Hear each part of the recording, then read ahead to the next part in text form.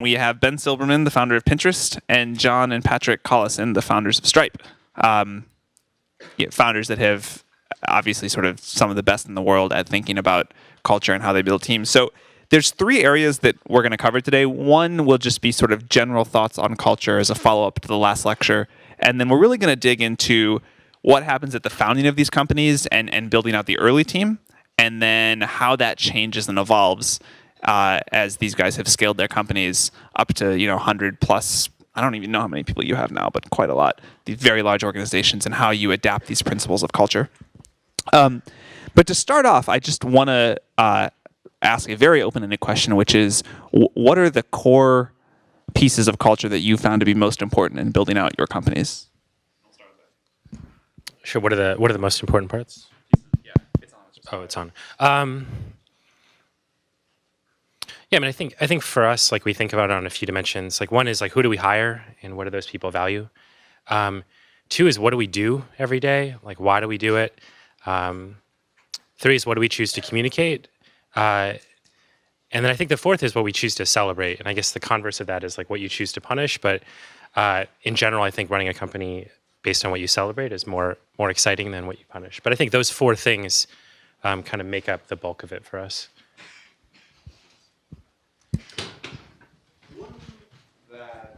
We've placed a large emphasis on, as Stripe has grown, and probably more than other companies, is transparency internally. And I think it's something that's been really valuable for Stripe, and also a little bit misunderstood.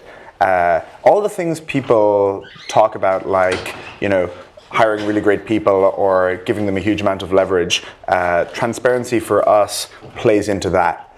We think that, if you are aligned at a high level about what Stripe is doing, if everyone really believes in the mission, and then if everyone has really good access to information and kind of has a good picture of the current state of Stripe, then that gets you a huge amount of the way there in terms of working productively together, and it kind of forgives a lot of the other things that tend to break as you grow a startup. And so as we've grown, we started off 2 people. We're now over 170 people. We've put a lot of thought into the tooling that goes around transparency, because at 170 people, there is so much information being produced that you can't just consume it all as a fire hose. And so how we use Slack, how we use email, things like that. We can go into it more later. But I think that's one of the core things that's helped us work well. I think culture, to some degree, is basically kind of the resolution to a bandwidth problem, in the sense that maybe when you start out working on something, you're sort of coding all the time, but you can't code all of the things that you think the product might need or the company might need or whatever, and so you decide to work with more coders, right? And so the organization gets larger, and maybe in some idealized world, I don't think this is actually true, but kind of ideally, you could be involved in every single decision, in every single sort of moment of the company, and everything that happens. But obviously, you can't, or maybe you can at 2 people, but you certainly can't at even like 5 or 10. Kind of that point comes very quickly. And then by the time you're 50, it's completely hopeless. And so culture is kind of how you kind of what the strands are that you sort of want to have, the invariants that you want to kind of maintain as you can get specifically involved in sort of fewer and fewer decisions over time. And I think when you think about it that way, maybe its kind of importance becomes sort of self-evident, right? Because again, like, the fraction of things you can be involved in directly is like diminishing, almost exponentially, sort of assuming your headcount growth is sort of on a curve that looks like one of the great companies. And yeah, that's super important, and it kind of it manifests itself in a bunch of different ways. Like, for example, in hiring, I think a large part of the reason why maybe the first 10 people you hire, what kind of those decisions are so important, is because you're not just hiring those first 10 people, you're actually kind of hiring 100 people, because you should think of kind of each one of those people as bringing along sort of another 10 people with them, and sort of figuring out exactly what 90 people you would like those first 10 people to bring along is obviously it's going to be quite consequential for your company. But really briefly, I think it's largely about sort of abstraction. So one thing that a lot of speakers in this class have touched on is how hiring those first 10 employees. If you don't get that right, the company basically will never recover. But no one's talked about how to do that. So what have the three of you looked for when you've hired these initial employees to get the culture of the company right? How have you found them, and what have you looked for? Sure. So I guess this answer is different for every company, and I'll say for us it was very inductive. So I literally looked for people that I wanted to work with and that I thought were talented. I think I've read all these books about culture because when I don't know how to do something, I first go read things, and everyone has all these frameworks. And I think one big misconception that someone said once is that people think culture is like architecture when it's a lot more like gardening. You plant some seeds and then you pull out weeds that aren't working and they sort of expand. So when we first hired people, we hired people that were like ourselves. And I often looked at like 3 or 4 different things that I really valued in people. I looked for people that worked hard and seemed high integrity and low ego. I looked for people that were creative, and that usually meant they were really curious and they had all these different interests. Some of our first employees are probably some of the quirkiest people I've ever met. They were engineers, but they also had all these crazy hobbies. Like one guy had made his own board game with this elaborate set of rules. Another guy was really into magic tricks, and he had coded not only like this magic trick on the iPhone, but he had shot the production video in the preview. And I think that quirkiness has actually been a little bit of a calling card, and we find that really creative, quirky people that are excited about many disciplines and are extraordinary at one tend to build really great products, and they tend to be great at collaborating. And the last thing is, we really look for people that they just wanted to build something great, and they weren't arrogant about it, but they just felt like it'd be really cool to take a risk and build something bigger than themselves. And that at the beginning is very, very easy to select for. If you were in our situation, we had this horrible office, like nobody got paid.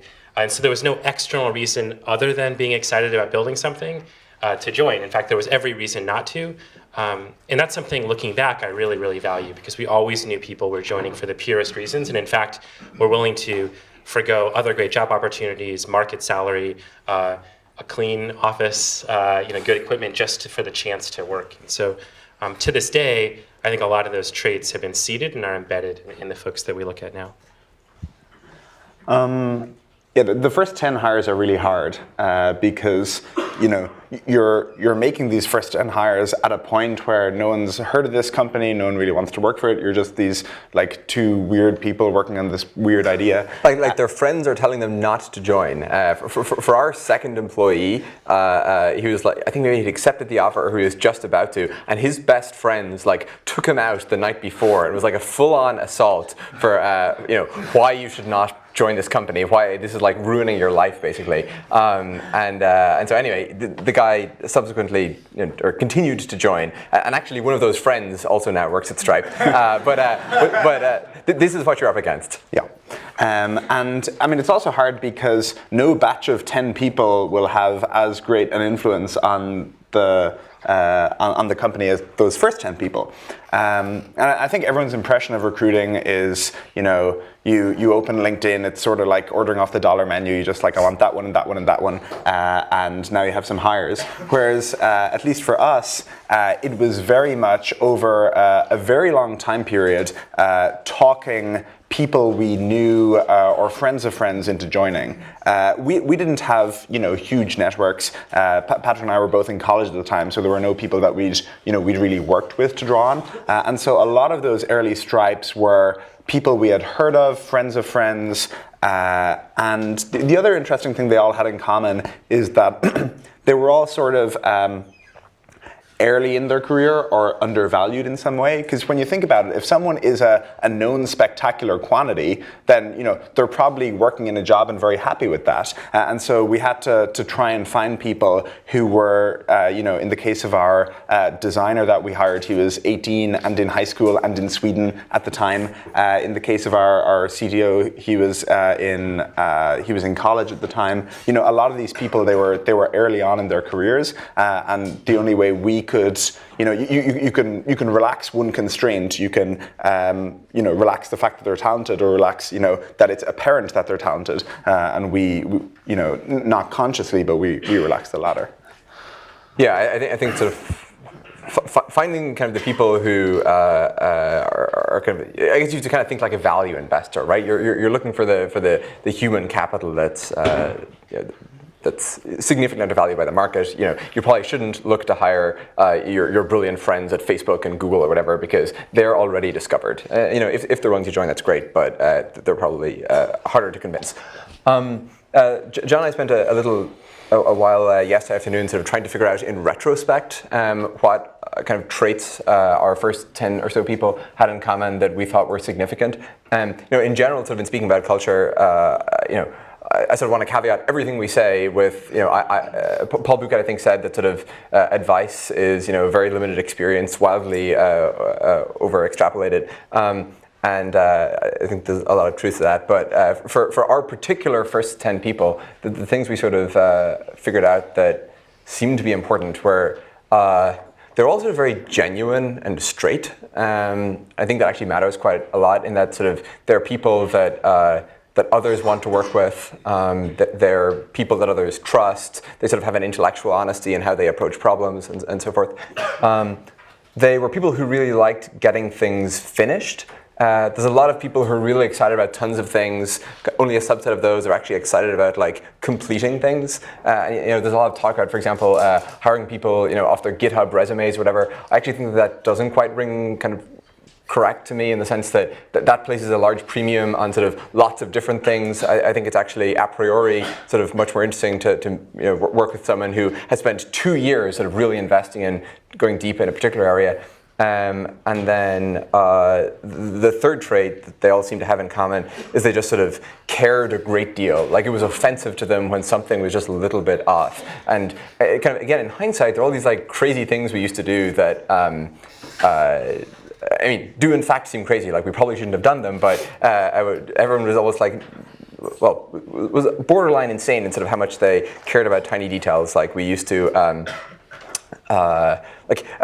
every single API request that ever generated an error went to all of our inboxes and phoned all of us because it seemed terrible to ever have an error that didn't go and sort of get a resolution from the user standpoint.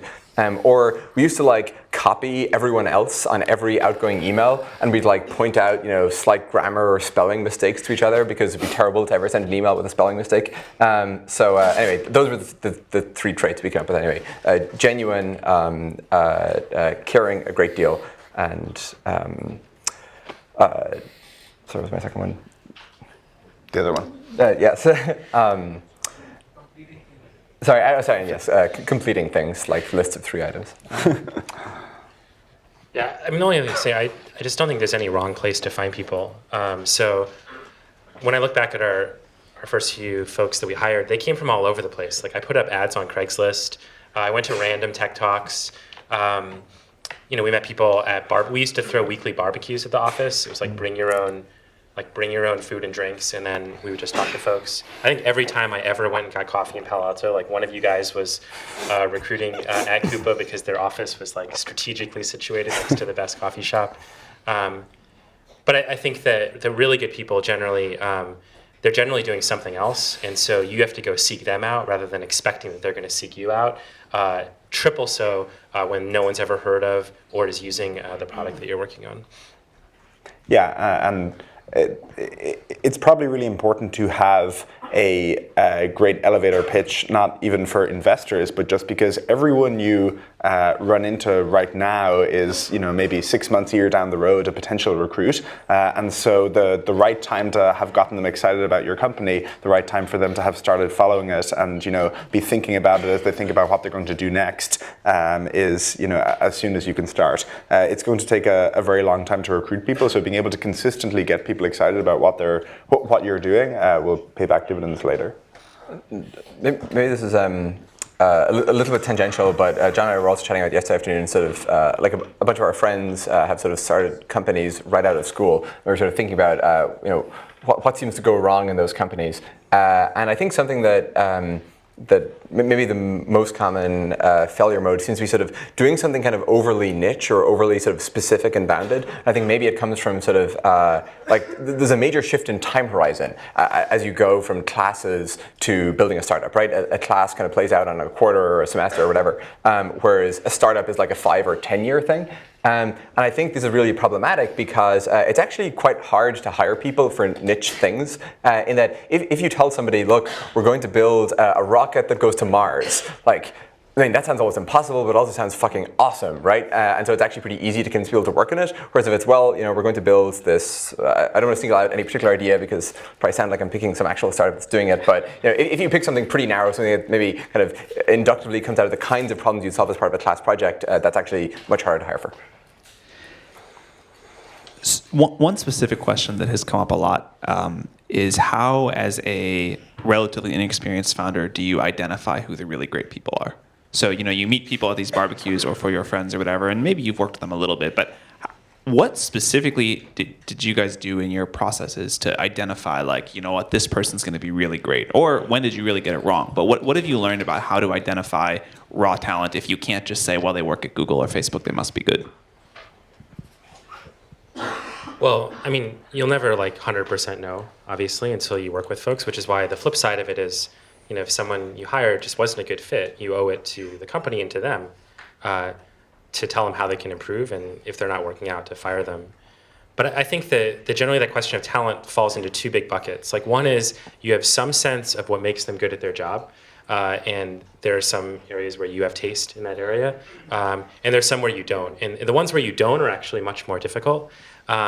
So what we would do is we would do a few things. Like, first, before talking to anyone, we try to get a sense for like what is really world class in that discipline mean. And this becomes very, very important later when you're hiring things like head of finance, and you don't know anything about finance except what was contained in like a library book you got about like an introduction to finance, or head of marketing.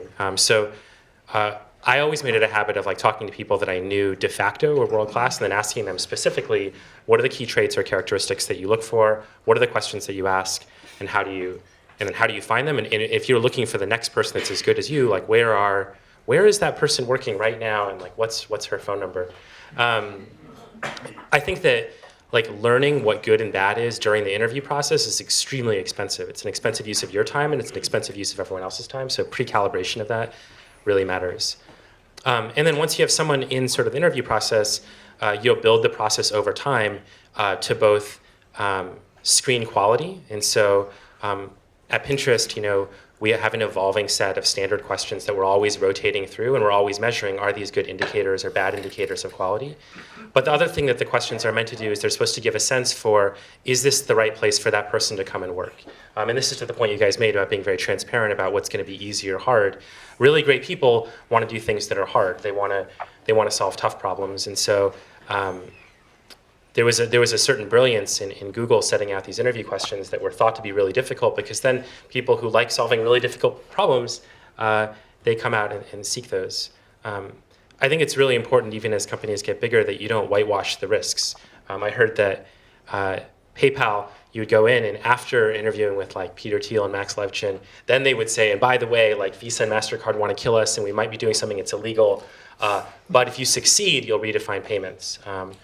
Or when they were recruiting for the iPhone, they didn't even tell people what they were doing. They're like, you won't see your families for 3 years, but when you're done, your kids will remember what you built. And I think that's a really good thing in recruiting as well, that you're very, very transparent about why you think it's an amazing opportunity, but you lay out in gory detail why it's going to be hard, and then the right people select in or they select out of that opportunity.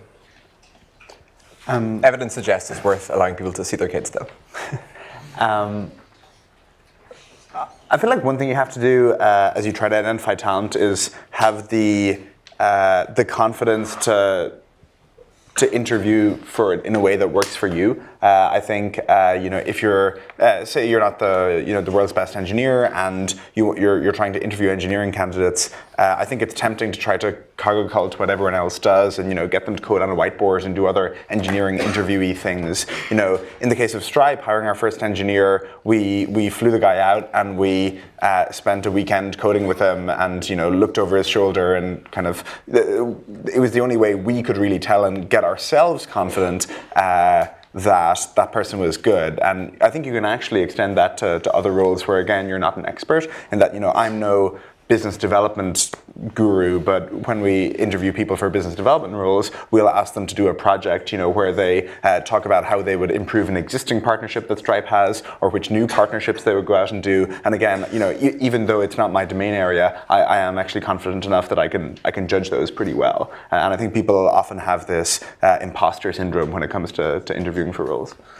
Yeah, I think a pretty specific kind of just tactical thing to do for, again, the first 10 people is to work with them as much as you can before committing to hiring them. I mean, once you reach a certain scale, it's kind of impractical because it's a huge time commitment on their side, and also, it would be unscalably expensive from your side. But it's really worth it to get the first 10 people right. And so for a majority, maybe even all of the first 10 people, we worked with them in some capacity, usually for a week in advance. And it's pretty hard to fake it for a week. People, it tended to be pretty clear quite quickly. Another thing I thought of, to the question of sort of how do you know like who's great or who's good enough or whatever, and people always talk about sort of this notion of the 10x person at sort of whatever the skill set is. I don't really know what 10x means. I think maybe the slightly more kind of helpful or like intuitive version of that is this person probably the best out of all of their friends at what they do? And so it's a little bit sensitive to how well they choose friends and how many they have. But for me at least, I find that kind of a more helpful way to think about it. Like, is this the best engineer this engineer knows?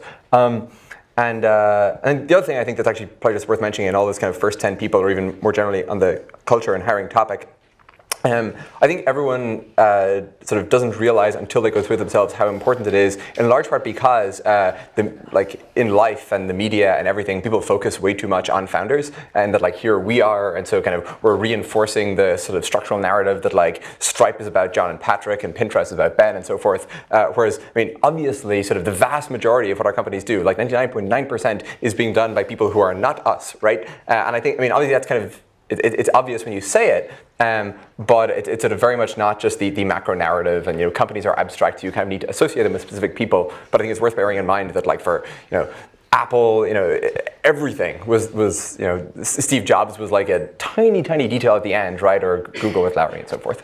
So don't screw it up, is what you're saying. Something like that. I think the only other thing I'll mention is that I think referencing people is really important, referencing people is just what it sounds like. You're basically asking people who have real material working experience for their honest opinion. And we do that really aggressively. And what we're trying to figure out is, what's this person like to work with? We're not trying to validate like whether they told the truth on their resume, because we assume that they're telling the truth. So very standard questions that I'll ask somebody is in an interview, I might say, hey, we both know Jonathan in common. I'm going to talk to him in a couple weeks because we're both social friends. Like if I asked him what you're the best at, or what you would be most proud of, or what you were kind of working to improve, what would he or she say? Because it sort of tests the level of self-awareness and creates a bit of social accountability. And then I'll try to ask something that makes the question, which is typically very soft, feel a little bit more quantitative, and then calibrate that over time. So in evaluating this person on this dimension, do you think this is the top 1% of people you've ever worked with, the top 5%, and the top 10%? And it forces a scarcity that gives a materially different reference than if you just say, hey, like, what's the best thing about John?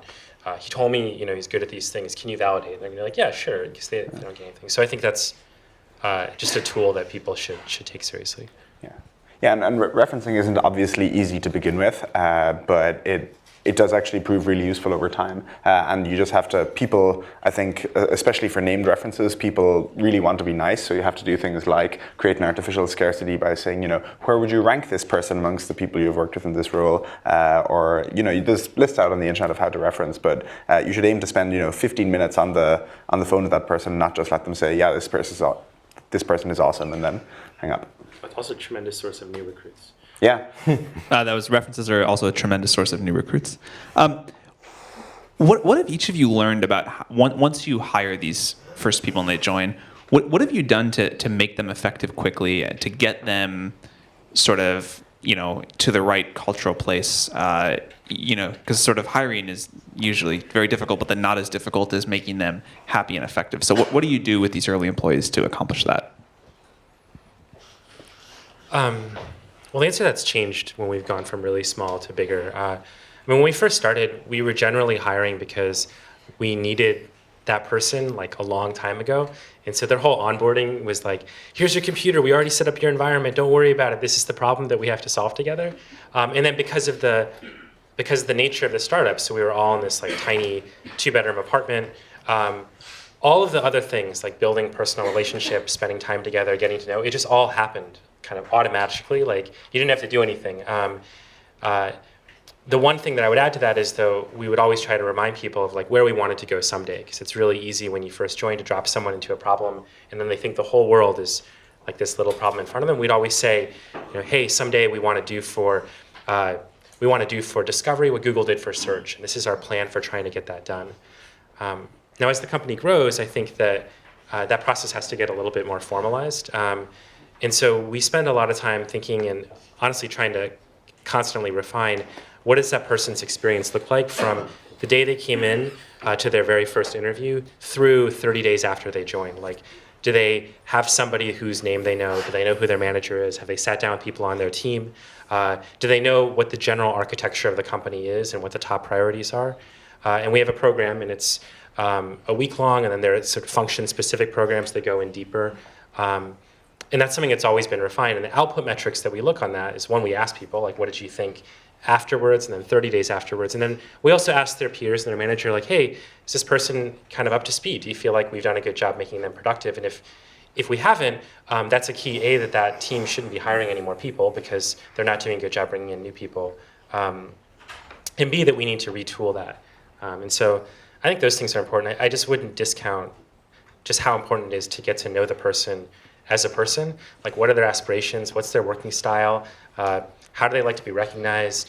Do they really prefer being in total silence? Are they a morning person or a night person? Like, knowing those things, I think it just demonstrates that you care about them individually as well as collectively, like what your goals are.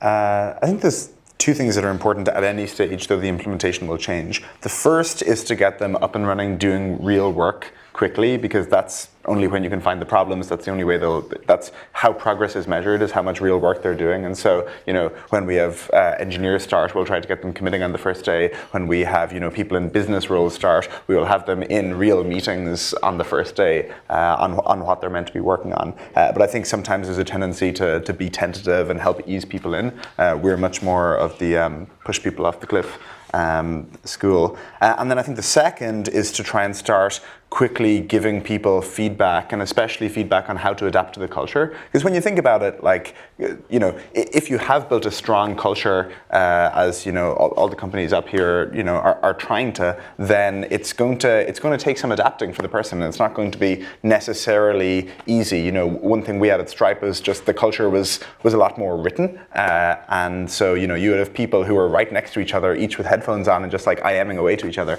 And for a lot of people coming in who hadn't worked in an environment like that, it's sort of in hard. normal places. Exactly, yeah. And so everything from kind of high level how you're doing at your job to kind of minor cultural pointers, the more feedback you can give them, the better they'll do. And it's unnatural, right? Because it's unnatural to be constantly telling people that they're doing a good or bad job. You don't do that, hopefully in your normal life you're more restrained. But when you have employees, that's kind of what you owe them for them to do well. So I think this is sort of a good transition to, as your companies have scaled, what are the biggest changes you've had to make to your hiring processes, and also how you sort of manage and run the teams as you've gone from 2 to 10 to 100 to 1,000 employees? There are a lot of changes. I think one thing that we try to do on the team side is the goal is to make the teams feel as autonomous and nimble as possible within the constraints of having a large organization. And that means over time that we're always trying to make it feel like a startup of mini startups rather than this monolithic organization with a set of foreign processes that cut horizontally through it. And that's easier said than done. And I think that like we're not all the way there, but one of our goals is that each team they control the resources that they need to get things done. They know what the most important thing is and how it's measured. And that way, then the management problem becomes somewhat tractable. Otherwise, it feels completely impossible if you can't decompose it into autonomous units. Like you just look at it and you're like, oh my gosh, like communication complexity is increasing geometrically, management complexity, like it's never going to work. And so you have to sort of create these abstracted units, or that's at least what we're going to try to do. And at Pinterest in particular, the real challenge of creating those abstracted units is we want to actually have units that encompass a super strong designer, a super strong leader in engineering, often a writer, often sometimes like a community manager. We want them all to be self-contained. And so that makes the problem really hard, but that's kind of core to our philosophy of how we build products. We try to put people together that have all of these different disciplines. They're curious about lots of things, and then we anchor them on a single project, and then we try to remove barriers to let them go fast. And when we find new barriers, we sit down and we think, how do we speed that up? I think hiring is a little bit different, and I think the biggest change and the biggest asset that you get as you get more people is referrals become like more and more and more and more the lifeblood, depending on sort of the network of all the people that you bring in. So one of the really lucky and, in hindsight, great decisions that we made was our actual 14th or 15th person that we hired was a professional recruiter.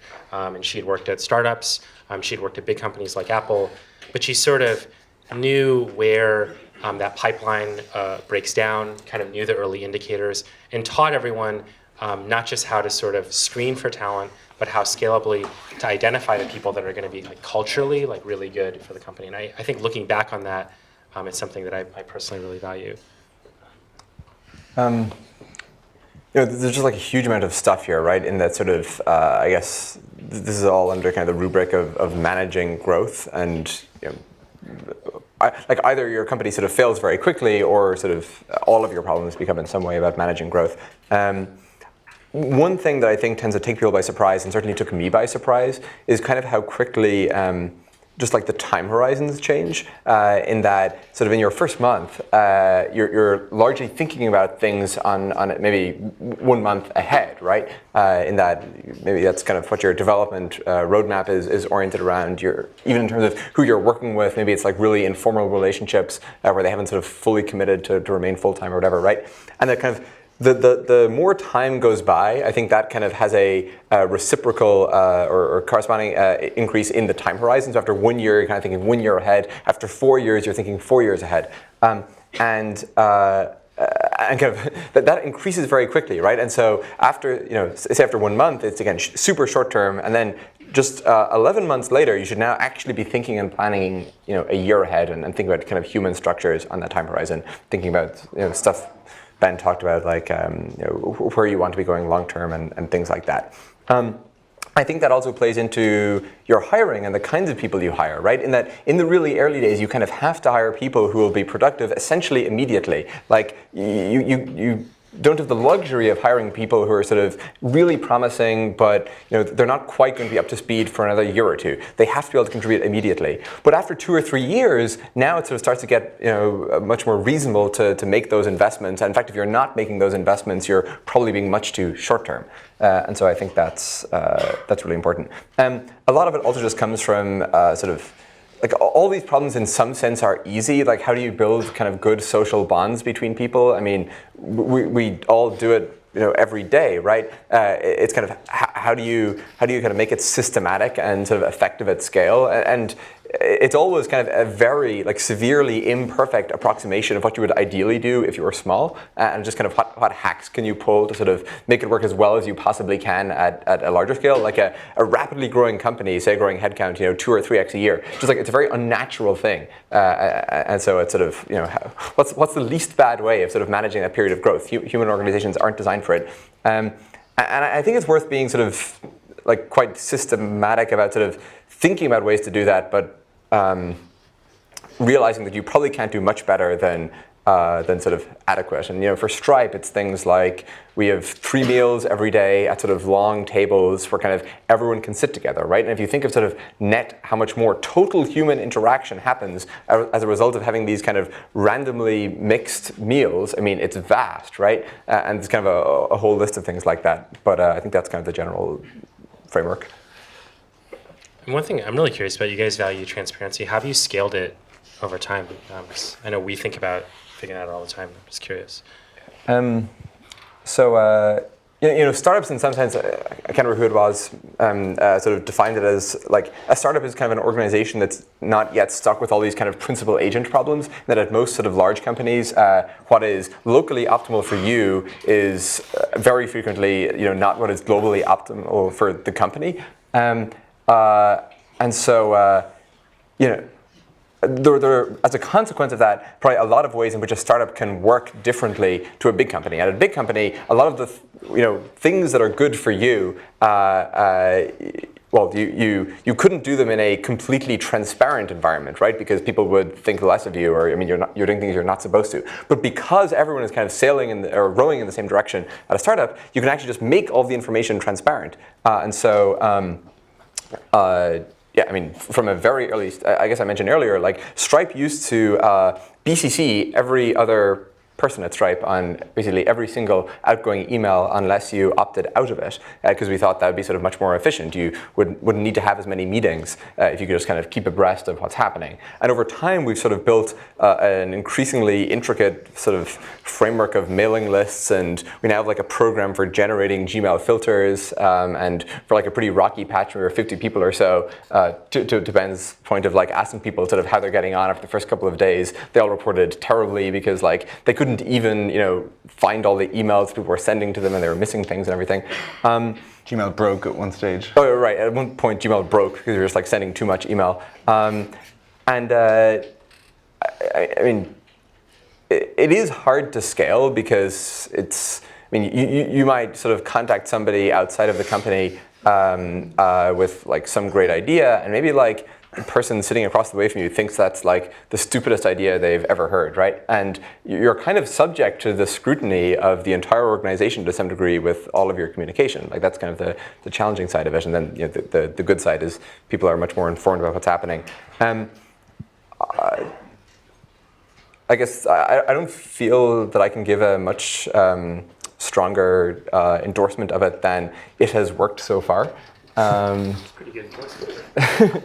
I'm actually really curious how or whether it'll work when we're 5,000 people or something like that, if we're ever at that scale. I think the two things that have helped us scale it are, one, changing the tools, and two, developing the culture around it. And so on the tools front, it used to be the case that, or kind of the infrastructure, it used to be the case that you could keep abreast of what's happening in the company by reading all the email. Now we have, weekly all hands, sometimes with a deck, and we actually have to go put all this work into developing a deck to communicate to people what's going on in the company, since there's so much more. And the second is on the cultural side, so much information being available internally, you have to develop cultural norms around how it's treated. Obvious things like the fact that a lot of it is confidential to Stripe, but even less obvious things like when emailing someone or talking in Slack or IRC, when that is viewed by now 170 people, it's actually it's pretty easy to get stage fright. It's pretty easy for what you thought was a reasonable proposal. You get this drive-by criticism, and you're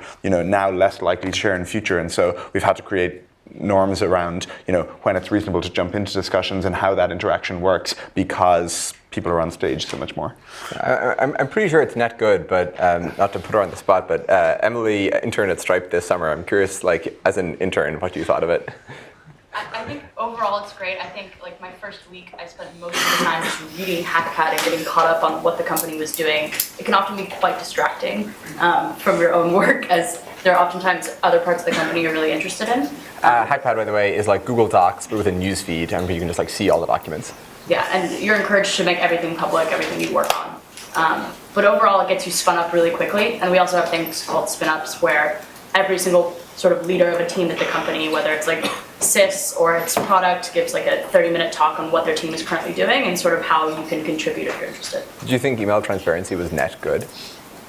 Yes, I remember having a hard time understanding what I should and should not subscribe to, and like the first week having like 2,000 emails in my inbox, and then by the end, there's like 3 or 4 teams you actually want that information coming in from. All right, audience questions. Yes. So this question is for Patrick and John. Is it your experience that your early hires are able to grow and evolve into leadership roles as the company scales? And a question for Ben. How is what Pinterest is today, how is it different in your initial vision of what the product and the audience would be? All right, we'll go first on. Have the people, actually all three of you are welcome as this, have the people that you've hired early been able to grow into leadership roles? In Stripe's case, yes, in that quite a number of the first 10 people are in leadership roles now. I think that's one thing that organizations, again, it's sort of an unnatural skill that they have to get good at, is realizing that people don't necessarily come out of the womb being good at managing or being good at leadership, and being able to develop that in people, and being able to help people progress as they spend a number of years at the company. It's a lot of work at a time when everyone is running around with their hair on fire. But it's also sort of damaging if the company can't develop that skill. Yeah, I think for us the answer is some yes and some no. I don't know. I think one of the big benefits of working at a startup is that you can be handed a challenge that no one else would be crazy enough to give you the opportunity to take on, and that could be managing people, it could be taking on a project. But the implicit contract with that is that if you can ask someone to take a really big risk on that, it shouldn't be like one way through the door, and if you don't succeed, otherwise it creates fright to give it a shot. So, we have some folks that are managing large teams that started as kind of individual programmers where they were engineering, and they said, hey, I'd love to try leading a project and then leading a group and then taking responsibility for management and taking a group. And we have other folks that tried it and they were like, I'm really glad I tried it because I never want to do that again. And we try to make sure that for those people, like you can have just as much impact at a company through your individual contributions as an engineer or designer. You don't have to manage. But it's really hard to predict until you give people a shot. And so my strong preference is that you give as many people a shot as possible. And in the few areas where you really feel like there's too much kind of learning curve relative to the business objective you're trying to achieve, that's when you look for somebody who might be able to walk in and really execute well on that job. And you want to answer the Pinterest question? Oh, so the question was, how's the vision changed since we initially started? Yes. Sure. Well, I mean, I think on the vision, when we first started, I think we started it like hiring very inductively. We were like, oh, we're going to build this really cool tool. People are going to enjoy it. I love collecting things. Maybe other people like collecting things. And what we didn't expect that kind of revealed itself early on was that looking at other people's collections turns out to be this really amazing way to discover things that you didn't know you were looking for. And it becomes kind of a solution to a problem that a lot of other technologies don't have. And so over the last couple of years especially, we've poured enormous kind of technical and design resources into building out recommendations products, search products, feed products, leveraging kind of the unique data that we have, which are these pins that were all handpicked by someone and hand categorized. And then on the audience side, I mean, I think the first big surprise was, truthfully, like when we first started, we didn't really know if anyone would use it. And we were just happy that anybody that wasn't like related to us and obligated by like familial relationship would use it. And so one of the biggest surprises has been how many people and how diverse those groups of people have been. And so I think that's been one of the things that's really exciting. And the funny thing is that as often like the company goes farther along, your aspirations therefore like get bigger. So there's like this gap that always exists, I tell my team, between like where we are and where I think we should be. And even though objectively we're much farther along, I feel like the gap is widened even farther. But I think that's a really common trait amongst people who found companies. Yes. You said that while selling the vision of the company, you have to describe in gory detail that how hard it is going to be, and like you won't see their families for 3 years, but then it would also be the thing that their grandchildren would be proud of. But how do you really know? Like both of you know that the second part is like it's not guaranteed, but the first part that they're not going to see their family for the next year is going to be just short. So like how can you be authentic? Like selling that vision of the company, or is it like about like giving high returns for the high risk they're taking, giving them a lot of equity? Great question. What is that we're really selling? So the question is, most startups are not the iPhone. You can't guarantee that people's grandchildren are going to remember this because most startups fail. How do you convince people to sort of make the sacrifices to join a startup? I think part of the way sort of in which it resonates with people is because it's not guaranteed, right? If it were guaranteed, then it'd be boring. And so it's that sort of, there is the prospect of sort of affecting this outcome, but nothing more than that potential.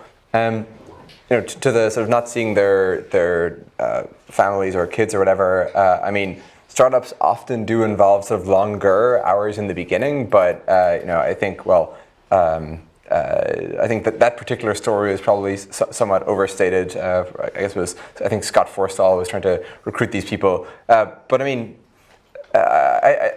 even though startups, especially in the earlier days, tend to involve somewhat longer working hours, I think there's kind of this tendency to exaggerate it and sort of, I mean, it's like the startup version of fishing. Like every startup thinks they worked even more insane hours than the next one back in the early days. Like we literally never slept for 2 years. So I don't know. I think that realistically for most people, it's not that big a sacrifice, right? You're maybe on average, being really realistic about it, people work 2 hours more on average per day. It's certainly a sacrifice, but it is not foregoing all pleasure and enjoyment for the next half decade.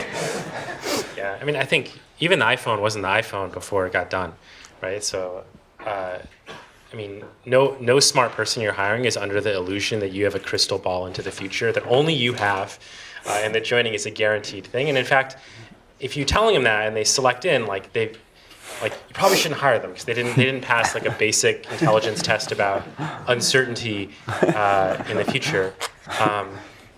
But I think it's fair to say what's exciting and where you think it can go and where it's going to be hard and chart your best plan, and then tell them why their role in it can be instrumental, because it is. I really liked what you said. If you tell people hey, we're going to go to Mars, it attracts the best people, and then you're incrementally closer to getting to Mars, and they know that going in. What I would discourage doing is just whitewashing all of that. And if people kind of are joining because they want sort of, I want all the certainty and guarantee of working at Google, plus the perk of working in a small startup with more email and transparency, that's a really, really negative sign. For example, when I interview people, they'll often say, I'm really passionate about what you're doing. And then I'm like, well, where else are you interviewing? And then they'll just list 7 companies that have nothing to do with each other, except they're sort of at the same stage we're at. They're like, I love the problem of discovery, so I'm interviewing at Stripe, Dropbox, Airbnb, Uber. Now I'm also putting into my resume into Google X, into that part of the division. And that's a sign that they're probably not being authentic with what they care about. And those folks often, when things get really hard, they won't stick it out and work through it because they were really signing up for an experience, not for achieving a goal. I think the other thing that motivates people a great deal, in addition to sort of the prospect of sort of affecting some outcome, is just sort of the personal development angle. In that a startup, just because it's much kind of more lightly staffed, it's kind of it's much less forgiving, right? In that even if you're the best person in the world, you're not going to, whether or not you're the best or the worst person in the world, you're probably not going to significantly alter Google's trajectory, right? Whereas if you sort of really want to benchmark yourself and sort of see how much of a contribution and an impact you can make, and I think kind of that prospect is quite compelling to a lot of the best people, then a startup is sort of a much better place to go test that. All right. Last question. Last question. So this question is for Ben, but you guys can all answer it. But how has your user base affected your hiring strategy? So Pinterest is a site that's used 80% by women. So how did that affect your initial hiring decisions? How has your user base affected your hiring strategy? Yeah, so conventional wisdom is like you only hire people that religiously use your product every single day, and that probably works really well if you're making an API. It's probably amazing. For us, like we screen for people that are ambitious and excited about the vision of cracking discovery online, and they have to know like exactly how our service works and have to have used it, but they may not be a lifelong user. And that, for us, is this great opportunity because we can be like, what is the barrier that's preventing you from using it? Come join, remove that barrier, and help us get closer to kind of that vision. I don't know, there's a lot of, if you read any startup book, there's all this like startup wisdom that sounds like really reasonable, but it's only useful if it works in your particular circumstance. And so for us, we've had to sort of broaden the lens a little bit and looking broadly about people that are ambitious about the mission, that care about the product and our approach to building products, even if from day one they weren't our earliest users. Okay. The one thing I'll just tack onto that is that when we talked about the fact that it's really hard to hire for those early employees, and you have people who have other good options. You're very much at the ugly duckling stage. Finding people who are passionate about your product can be a great way to find people, because there you kind of have an unnatural advantage over other companies. And so I know for sure in Stripe's case, we definitely we hired, I think it was 4 Stripe users in the very early days, and those were people who we probably couldn't have gotten otherwise. I'm sure it was the same in Pinterest's case, where like you'll get all this benefit of working at Pinterest, and hey, it's Pinterest. You get to work where you pin. Yeah. Thank you guys very much for coming in today. Thank you.